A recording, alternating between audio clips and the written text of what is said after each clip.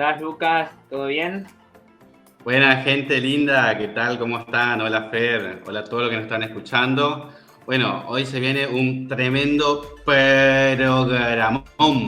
¿De qué vamos a hablar hoy, Fer? Tremendo, tremendo. Más o menos nos corremos un poco de lo que veníamos hablando, de temas bíblicos, un poco de construir la palabra que hay en la Biblia y nos metemos un poco en la actualidad que hoy está pasando en Afganistán con este contexto de los talibanes retomando el poder, Estados Unidos retirándose con sus tropas y en el aniversario del atentado a las Torres Gemelas que se cumplen 20 años, ahora el 11 de septiembre.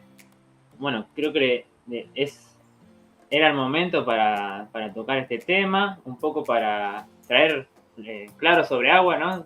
Traer luz sobre este tema que mucho se habla, pero el tema, cuando muchos se hablan, muchos hablan y capaz que pocos saben.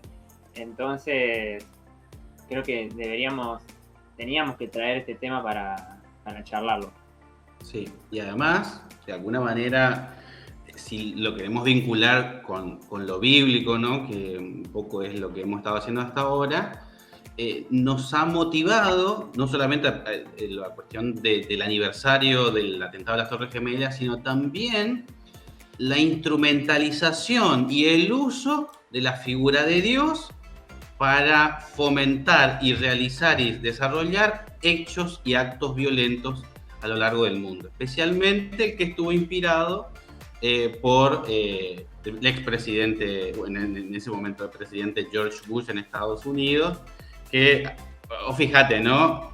Cuando a Maduro le habla el pajarito, todos nos reímos, pero a este hombre, él decía que Dios le había hablado y que vaya a terminar con la tiranía de Saddam Hussein y con el terrorismo de los talibanes.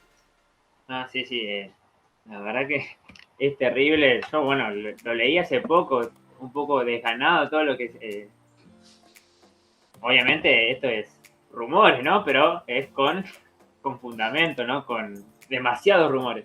Entonces, es tremendo, es tremendo. Y sí, este uso que se le da a la figura de Dios, ¿no? Obviamente no es el Dios en que creemos, es un Dios que le conviene a algunos y algunas.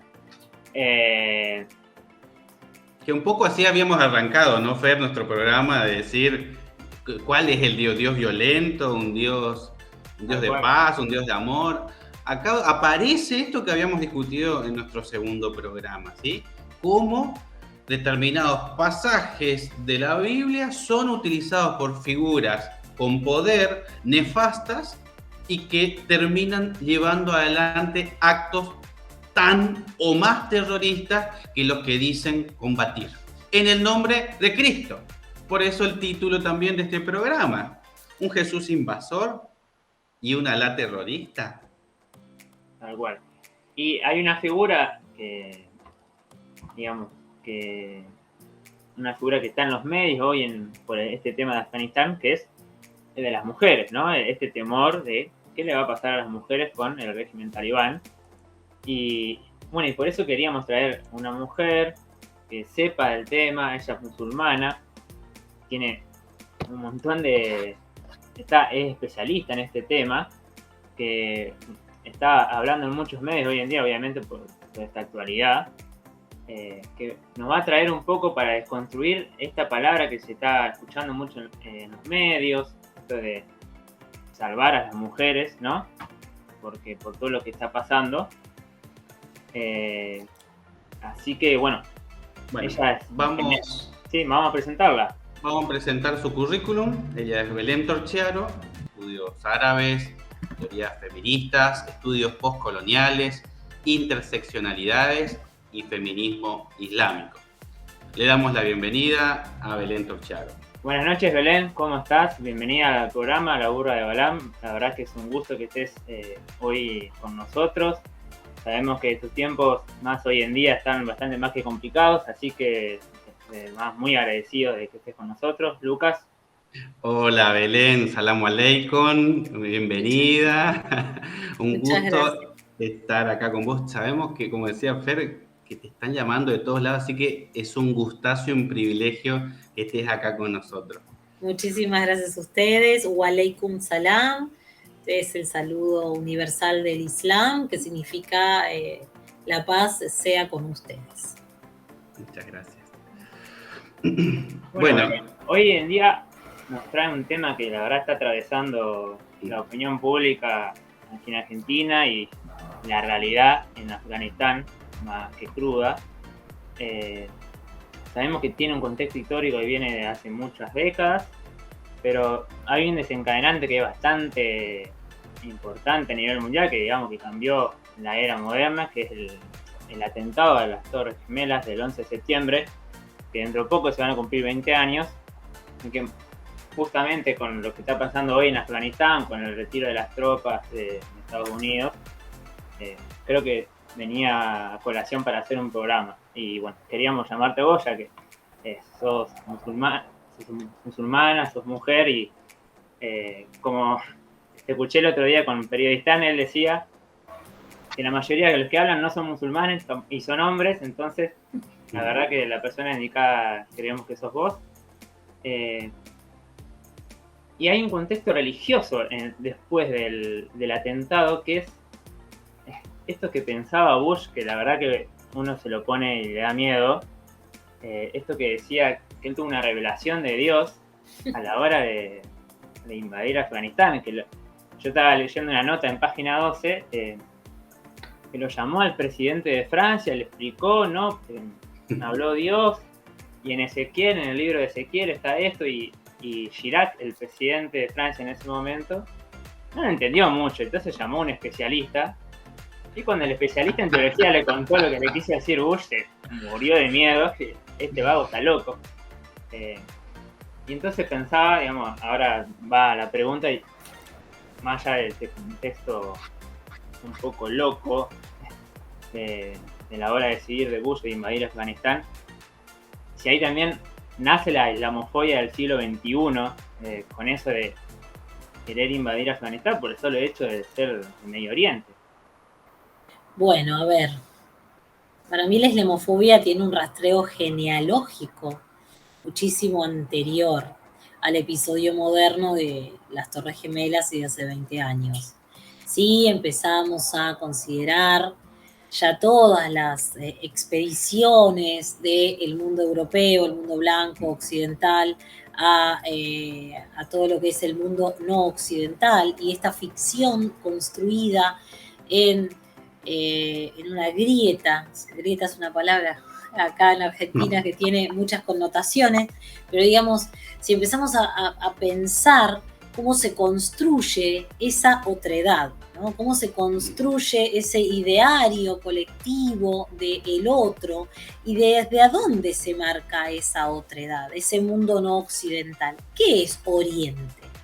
¿No? ¿A dónde están las fronteras de qué es Oriente, qué es Occidente, ¿no? Como para poner a pensar. Entonces, digamos, en los siglos XVII y XVIII no había había otras tecnologías y no había esta tecnología, pero básicamente uno de los mecanismos de tecnología eran las ficciones literarias. Y en el gran libro que siempre menciono de Edward Said, en su libro Orientalismo, él menciona y hace toda una genealogía sobre cómo dentro de las literaturas ya de la época se generaba esta ficción, esta ficcionalidad de ese otro bárbaro, de ese otro salvaje, de ese mundo, ¿no?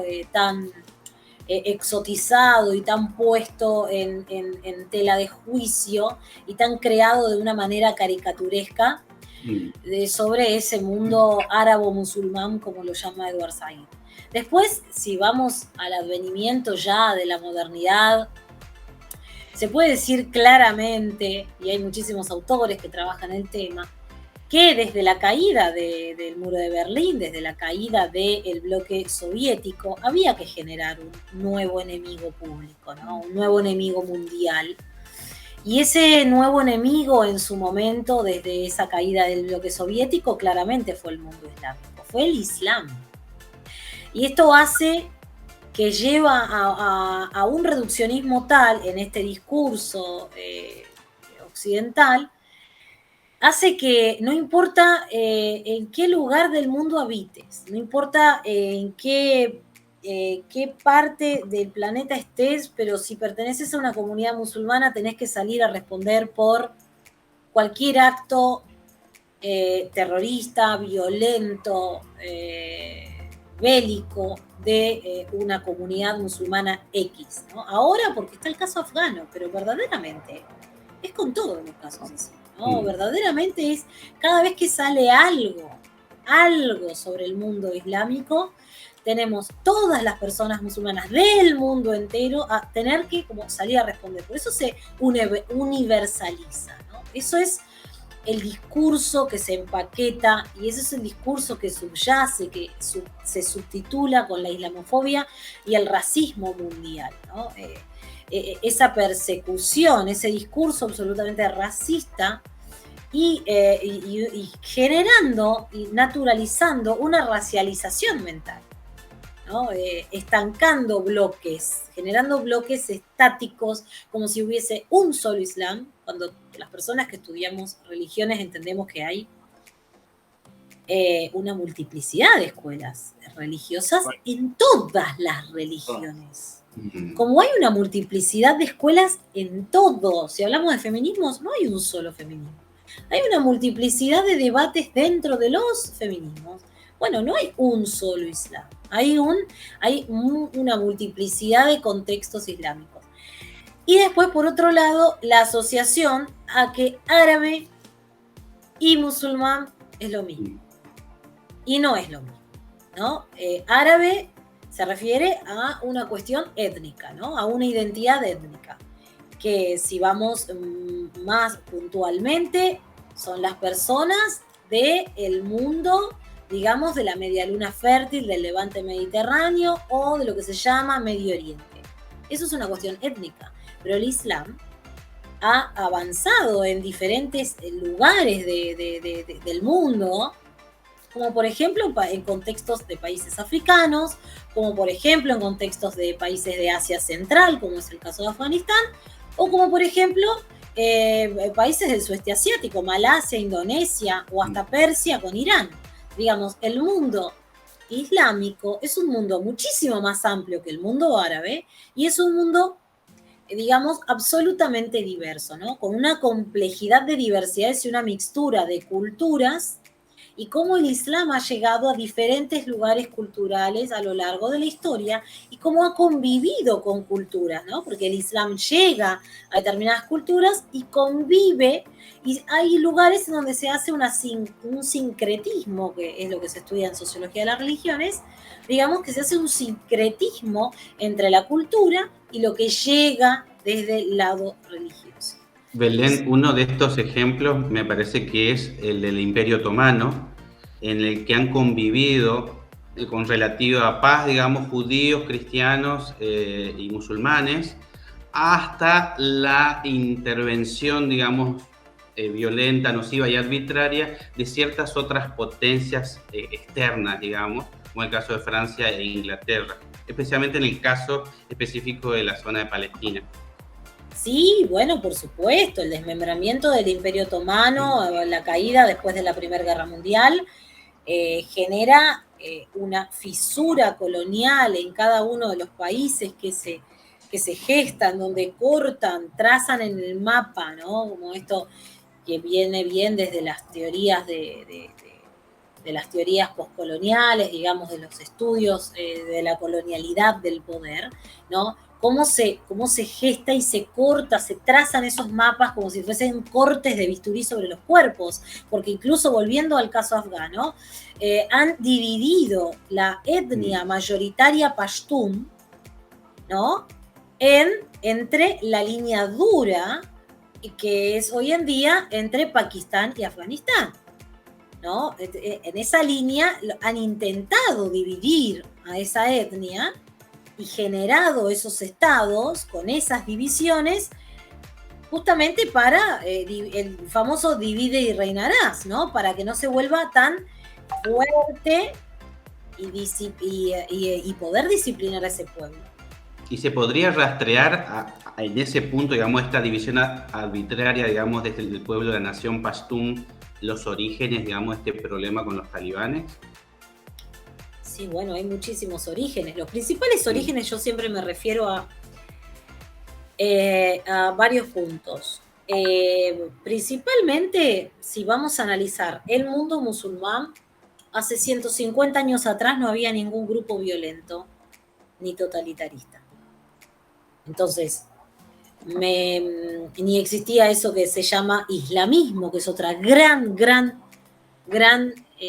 error conceptual. Es Islam. Cuando se refiere en la literatura a islamismo, se refiere a facciones violentas,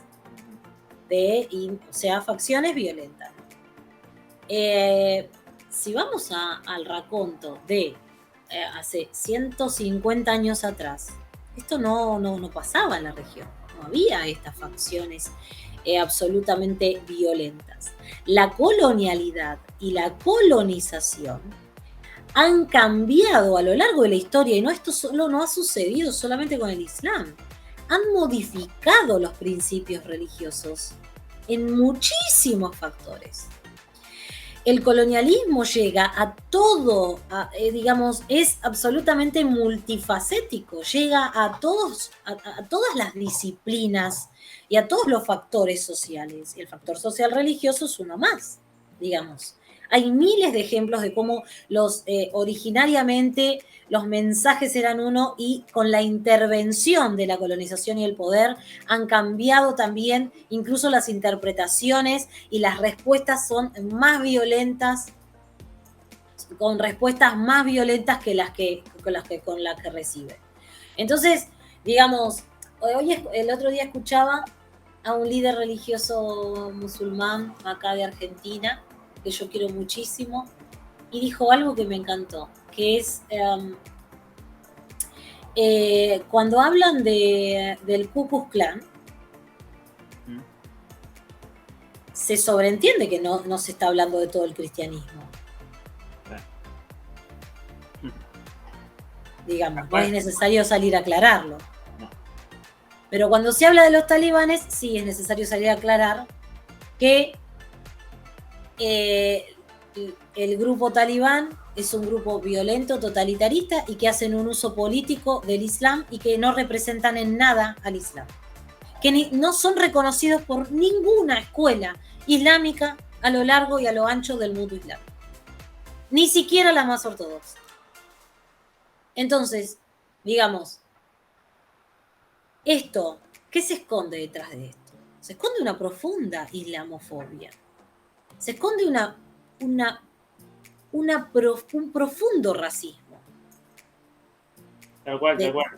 Es lo que hablábamos en el título del programa, el uso violento del nombre de Dios.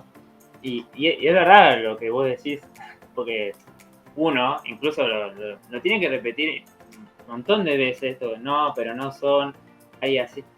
Y todavía aún explicándolo muchas veces, hay gente que todavía no los diferencia. No diferencia, digamos, que hay... esto yo no lo conocía, que no son reconocidos por ninguna escuela, pero es increíble esto de la islamofobia, que ya internalizada en el cuerpo nuestro, por los medios, por la sociedad en que vivimos, de Occidente, que hay que explicarlo un montón de veces y hay gente que todavía no lo entiende y demás.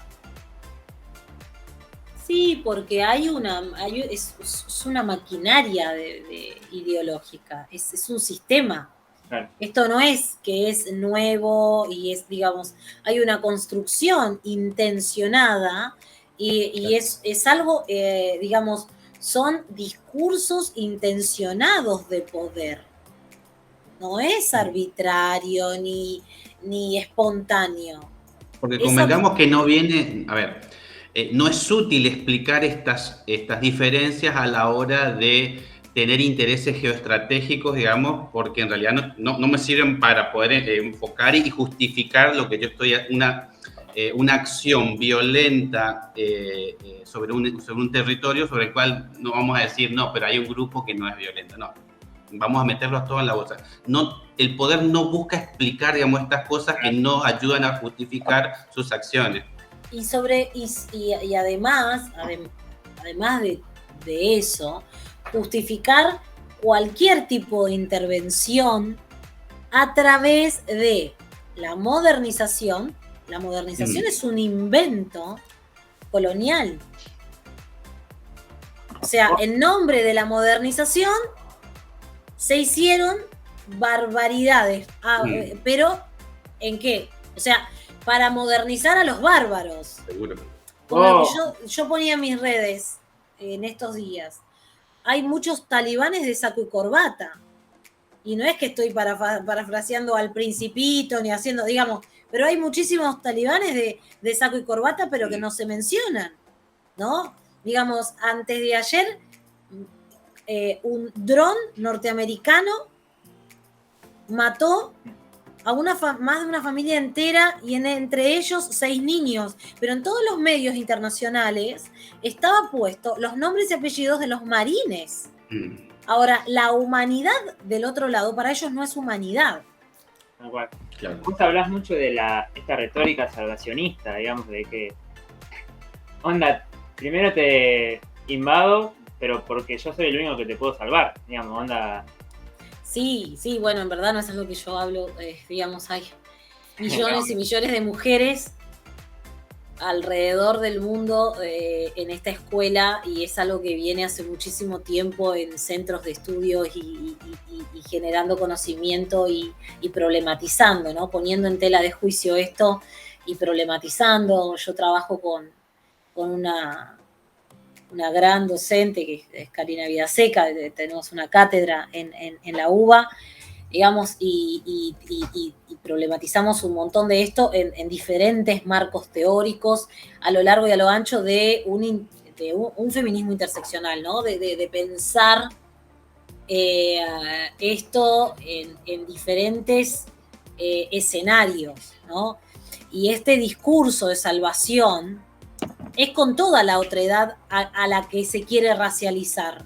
Claro. Y sobre todo con una categoría específica que es la categoría mujer.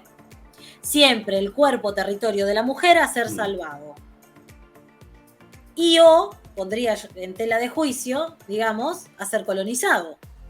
Porque es un discurso absolutamente funcional al patriarcado islámico de los talibanes. Claro. Entonces son dos patriarcados absolutamente funcionales utilizando el cuerpo territorio de la mujer a su beneplácito. Hay una figura que es muy gráfica, que es como una señal de liberación, ¿no? Entre comillas, para la mujer, que es el burka, digamos. Se piensa que quitándole el burka a la mujer va a ser libre, y que si tiene puesto el burka tapándose hasta los ojos es porque está siendo oprimida, y la verdad que no es así. No es ni una cosa ni la otra. Hay como se utiliza eso y se pone nuevamente en el centro de escena, se sacan de contexto las cosas, se saca su condicionamiento histórico, político, social, cultural y religioso, se saca de contexto, se traspola eso y diariamente se crea una ficción de que yo saco a esa mujer de ese contexto y la pongo en otro y la pienso desde mi etnocentrismo. Ese es el discurso. Es absolutamente etnocéntrico, generando una especie de feminómetro blanco occidental que indica qué es y cómo tiene que ser la libertad. Claro. ¿Cuál es el sinónimo de libertad y cuál no? Y esto no significa que estamos defendiendo un régimen totalitarista como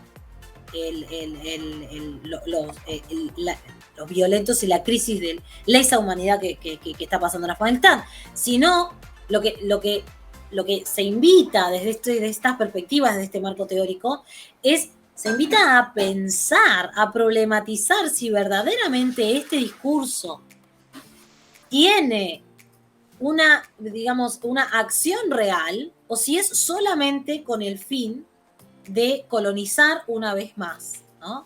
Utilizando a las mujeres. Y por otro lado, y esto es importante aclararlo, el debate no es velo sí, velo no.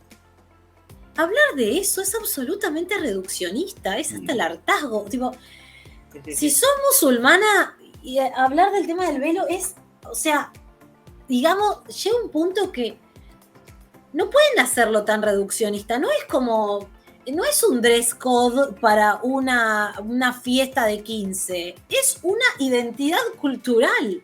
Porque lo sacan tanto de contexto, lo banalizan o lo demonizan de una manera, y claramente ese no es el debate.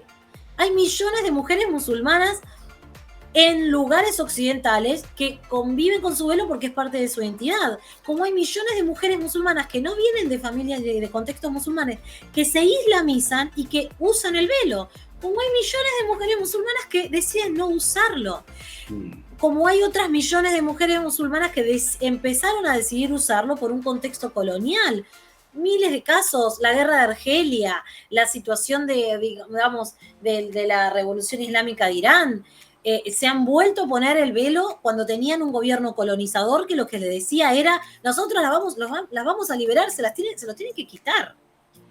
Insisto, el sentido del uso del velo tiene un sentido polisémico, lo cual significa que es multi-interpretativo, ¿no? Colonial, político, religioso, identitario, digamos, pero en serio que reducir, así como reducir todo a que la problemática es el Islam, cuando hay un montón de Islam, digamos, no hay uno solo, así como no hay un cristianismo ni un judaísmo, bueno, lo mismo, reducir todo a que la cuestión de la mujer musulmana es velo sí, velo no, es absolutamente reduccionista y claramente es desde una mirada occidental, porque hay una ceguera occidental construida para no poder interpretar este mundo. Entonces yo lo que decimos siempre es invitamos a correr el velo occidental, en verdad, porque ese es el velo que hay que correr. Tal cual, tal cual.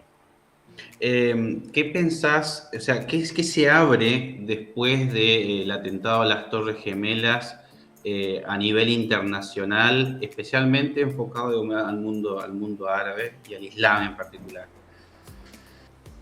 Bueno, no, lo que se abre es inmenso. Verdaderamente, si es por algo que salgo a hablar ahora es porque me hubiese gustado que, aunque sea en algún medio alternativo, en ese contexto, en ese momento, haya alguna mujer a salir a hablar por este exceso de discurso sobre la salvación de las mujeres, ¿no? La utilización, la morbosidad, la espectacularización detrás de las mujeres. Eso por mi lado feminista. Y después por un lado, ya a nivel geopolítico, claramente nos cambió abismalmente el mundo, ¿no? Como fue un antes y un después, fue un contexto histórico tremendo, fue un exceso de securitización, que se dice en ciencias sociales, como un exceso de policíaco de control, y particularmente las personas musulmanas hemos tenido que atravesar un contexto espantoso de persecución, ¿no? Insisto con esto que no importa en qué lugar del mundo habites, pero ser persona musulmana ya te vas a sentir perseguido, ¿no? Y esa persecución sistemática y mundial, porque es mundial, chicos, porque no importa si, a ver, Argentina, estamos lejísimos, y igual estamos siendo perseguidos. Entonces, digamos, esa persecución se ha perseguido a líderes religiosos acá en Argentina. Yo iba a un colegio de la comunidad en donde, bueno, teníamos amenazas, digamos, hubo todo un contexto muy, muy, muy, muy, muy feo en ese momento. Y ahora, bueno, hay una sensación, hay como un termómetro social de sentir, de volver a ese momento. Entonces, sí, sí creo que es importante salir a dar la palabra, ¿no? Salir a hablar porque es un momento histórico, porque es una crisis humanitaria, porque hay que salir a dar la palabra. ¿Y qué banderas crees que hoy está levantando en los feminismos islámicos, por lo menos los que conoces? Muchísimas, a ver, y en eso sí es importante aclarar que no es el contexto afgano, ¿no? Como no hacer los reduccionismos, porque no es lo mismo el Islam en todos lados, no es lo mismo la situación de crisis humanitaria que está viviendo Afganistán, pero sí es bueno aclarar o contar o desasnar o divulgar que hay muchísimas mujeres pensadoras, eruditas, que están problematizando, pensando, generando conocimiento, escribiendo, produciendo por esto, ¿no? Hablando desde sus identidades de fe, incluyendo su identidad de fe, incluyendo su espiritualidad, sus miradas, sus políticas afectivas, sus políticas de cuidado, incluyendo todas esas miradas, pero con una mirada reformista, ¿no? Diciendo, ok, nos contaron toda la vida esto, la religión para nosotros es un factor de poder, es un centro neurálgico de poder, es un principio ordenador para nuestras sociedades y para nuestra vida, pero ¿qué nos contaron? ¿No? ¿Cómo nos contaron esto? Entonces, el trabajo es arduo, no son debates que están saldados. Incluso hay muchas de ellas que no se definen como con la palabra feminista, porque también es una palabra que está arraigada mucho en un contexto occidental, ¿no? Y hay debates que no están saldados y que no tienen por qué estarlo. Como hay debates que no están saldados acá en América Latina y tampoco tienen por qué estarlo. Son marcos teóricos, son pensadoras que están cuestionándose un montón de cosas, generando, como decía, generando conocimiento. Básicamente, y el principio fundamental, es que toman los textos sagrados, fundamentalmente el libro sagrado que es el Corán, y toda la tradición profética del profeta Mahoma, transliterado en español, o Muhammad en árabe, y toman la tradición profética y el Corán y hacen una hermenéutica, ¿no? Feminista, una hermenéutica no sexista, digamos, de la interpretación de esos textos, y también incluyendo la connotación histórica y los contextos actuales. Y eso es lo que tienen que ver muchísimo las miradas reformistas, ¿no? Eso es lo que vienen a dar cuenta, a contar. Y esto no pasa solamente con el Islam, esto sabemos las personas que estudiamos religiones que pasa a lo largo y a lo ancho de todos los fenómenos religiosos. Claro. No, y entender que las agendas de los feminismos son diferentes porque hay miles de contextos. Absolutamente, hay miles de contextos, hay múltiples luchas. No es lo mismo las luchas de las mujeres en la sociedad marroquí que en el caso palestino, ¿no? Y eso es emblemático hablar, por ejemplo, del caso palestino, porque ahora se habla de Afganistán y de ir a salvar a las mujeres afganas nuevamente, y todo el mundo compungido y una espectacularización por esto, pero las mujeres palestinas están sufriendo una colonización constante hace 73 años. Pero claro, los que las están atacando son íntimos amigos y aliados de Estados Unidos. Claro. Entonces, claramente, esos no son talibanes. Sí son talibanes de saco y corbata. Porque el sionismo también es absolutamente terrorista, porque tiene políticas terroristas. Seguro. Lapidaciones, tiene encierros, presos políticos. El otro día tuvieron el caso de una mujer, esto pasó la semana pasada, una mujer parió en una cárcel palestina, ¿no? Algo prohibido por el derecho internacional, ¿no? Y eso sucede en Palestina hoy en día, ¿no? En Palestina ocupada. Y entonces... Derrumbamiento de hogares, de casas. Sí. Entonces, por eso, digamos, cada lucha de cada lugar, cada lucha situada, cada agenda, cada pedido es distinto, ¿no? Eso hay que tenerlo en cuenta, es muy necesario, muy necesario. Belén, quizás vos sabrás, este programa surge y es autopercibido en un contexto cristiano, ¿sí? Somos pertenecientes a una comunidad cristiana, nos autorreconocemos como ecuménicos, o sea que por ahí está esta dificultad, y los que te van a escuchar son cristianos, ¿no? Está esta dificultad de reconocernos como hermanos, ¿no? En el mundo musulmán y el mundo cristiano. Si a vos te parece, poder dejarnos una última reflexión, una invitación a todos los cristianos que te estamos escuchando. Bueno, gracias. Para mí somos hermanos, ¿no? Para mí las personas que contemplamos la espiritualidad somos personas que tenemos otro lenguaje. Somos personas que estamos pensando desde y construyendo un lenguaje particular. Y tenemos muchísimas cosas en común. Por ejemplo, la defensa de la persecución que hay hacia los parámetros religiosos, ¿no?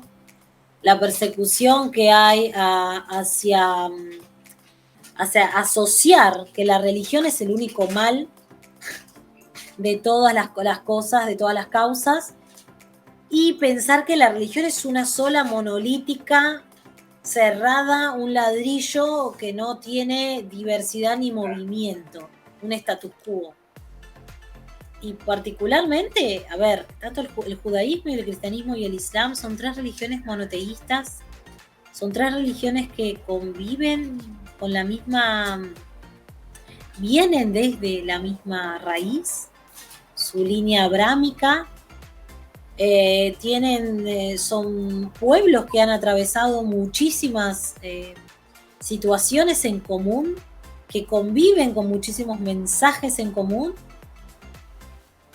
y que creo que esto es una cuestión muy interesante, que también está atravesada la cuestión de la colonización, que es en este siempre falsos encuentros cuando hablan desde lo interreligioso. Invito a pensar esto. Siempre se habla desde lo interreligioso como, bueno, somos todo lo mismo, ¿no? Como si eso fuese también algo positivo. Y yo invito a pensar en lo siguiente. ¿Por qué no trabajamos en pensarnos desde todas las diversidades en las que habitamos? Porque si bien tenemos muchísimas raíces en común y muchísimas cosas en común, también tenemos muchísimas multiplicidad. Y somos todos múltiples y colectivos heterogéneos en muchas cosas. También trabajar en esa heterogeneidad. También trabajar en ese diálogo de diferencias. Pero porque eso nos hace absolutamente más ricos. Porque el pensamiento colonizador es el pensamiento que unifica, que quiere aglutinar. Que quiere decir esta cosa cuando se habla de la mujer. Porque a mí me dicen, ay, la mujer musulmana. No hay una mujer. O la mujer occidental. ¿No? ¿Acaso hay una mujer? Hay una. Esta cuestión monolítica, estática, que quiere hacer ver todo unificado, porque hay una pereza intelectual detrás. Hay una vagueza mental que necesita construir automáticamente un hashtag, algo, una etiqueta de algo. Entonces, o somos iguales o somos diferentes y nos rechazamos unos a los otros. Y no, digamos, lo que tenemos que aprender, y es una construcción colectiva, a conocernos empáticamente y aceptar la multiplicidad de variables que hay en este mundo, porque eso nos hace absolutamente más ricos. Lo mismo que hay muchísimas personas dentro del Islam, por ejemplo, que son muchísimo más ortodoxas, que tienen pensamientos más statuscuistas que el mío, que es un pensamiento de base absolutamente reformista. Y muchas veces, bueno, me escriben en las redes, como discutiéndome cosas. Bueno, estas cosas pasan en todas las comunidades.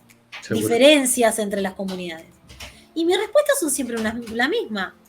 Yo acepto a la multiplicidad de interpretaciones que hay dentro de mi fe y dentro de otra fe. La mía es una más. No vengo a intentar convencer a nadie de que la mía es la verdad. Es solo existir la cuestión. ¿Por qué querer colonizar al otro? ¿No? Querer convencerlo desde qué es la libertad a qué es la interpretación de tu religión, en todo sentido, ¿no? Creo que ese es el origen de vivir la espiritualidad, ¿no? Habitarnos en las diferencias. Y eso es lo más lindo. Genial, hermoso terminar así. Todo este mini discurso que has dado, de verdad, genial. Te agradecemos por estar aquí con nosotros. La próxima vamos a tratar de invitarte con un poco más de antelación, así no te hacemos correr tanto. Gracias. La verdad, la charla, bueno, tiene muchos tópicos para absolutamente. Y además, nos encantaría interactuar más con esto de lo interreligioso. La verdad que es muy rico y hermoso. Pero bueno, será para un futuro. Claro, sí. Yo voy a dar el jueves, justamente, entiendo que ustedes hay una diplomatura que se da en la Facultad de Ciencias Sociales en la UBA, es una diplomatura de diversidad religiosa, y voy a dar una clase abierta sobre Islam y diversidad y todo, ahí en la diplomatura también, así que bueno, de cualquier cosa les mando, igual va a quedar grabado y eso, así que... Sí, lo compartimos así. Genial. Sí, porque bueno, también dentro de la diplomatura hay un montón hay alumnos de varios lados y también incluso, no sé, de religiones de matriz afro. Claro. ¿No? Hay bueno, cristianos evangélicos, ¿no? Un popurrí enorme. Diversidad. Sí. Es cuando más se aprende, es cuando más se aprende. Y siempre desde el respeto, ¿no? Desde el respeto del otro, desde el respeto de esto, es una ficción. O sea, a ver, es real que tenemos millones de cosas en común, como también es real que tenemos millones de diferencias. Entonces, si solo vamos a ver todo lo que tenemos en común y anular nuestra multiplicidad de diferencias, eso es un pensamiento colonizador. Tal cual. Claro. Sí, ese falso discurso ecuménico de, ay, nos juntamos interreligiosos, hablemos solo de lo que tenemos en común. Bueno, a ver. Una vez al año y 2 horas, digamos, nada más. No, además es falso, es hipócrita, y yo creo que es muchísimo más constructivo también hablar desde todas las diferencias que nos habitan. De una. Seguro que sí. Bueno, Belén, encantadísimo de que estés con nosotros. Poder tener una mujer como vos, digamos, tan preparada y que nos pueda desasnar, como dijiste al principio, es extraordinario. Así que muchísimas gracias por compartir este breve tiempo con nosotros. Muchísimas gracias a ustedes. Muchas gracias, en serio.